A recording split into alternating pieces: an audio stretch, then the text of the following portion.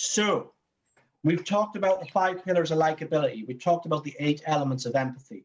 I'm going to talk briefly about the 4 features of fascinating. And the 4 features of fascinating is, again, an extension. So there's 4: confidence, humor, edge, and detachment. Confidence is not about getting everything right. And a lot of the times when I used to teach piano, people would try and be perfect. You're never going to be perfect. You're never going to get it right. You're never going to get it right most of the time anyway. But confidence is about not caring too much if you get it wrong. So it's not about getting it right, but it's not caring too much if you get it wrong. An example would be a person who is not confident would say, I want them to like me. I hope they like me. I hope they like me. And the confident person is, it would be great if they liked me, but I'm okay if they don't. So that's what confidence is. It's about knowing, well, what's the worst that can happen to you if something goes wrong? Well, now, the worst that can happen to you, of course, is you could die in certain situations, but that's an extreme situation. So being confident means, look, I'm okay with being me. And that's really what confidence is about. It's about being okay with being you. And not being, it's the ability to say, take me as I am, or watch me as I walk away.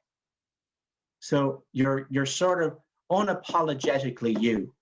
Humor is the next feature of fascinating. And people mistake humor and think humor means to be funny. So humor means to tell jokes. Humor isn't that. Humor is about not taking yourself so seriously.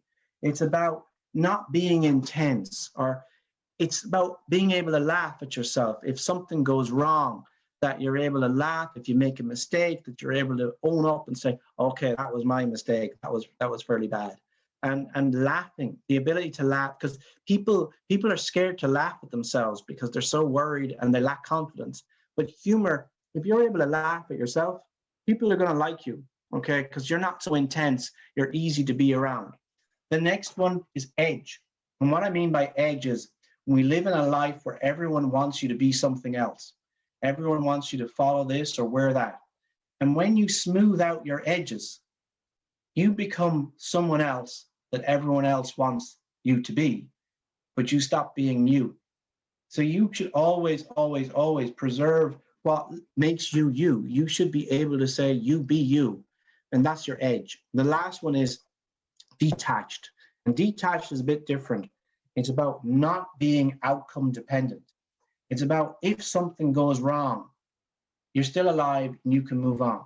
So it's about applying for a job and you don't get the job.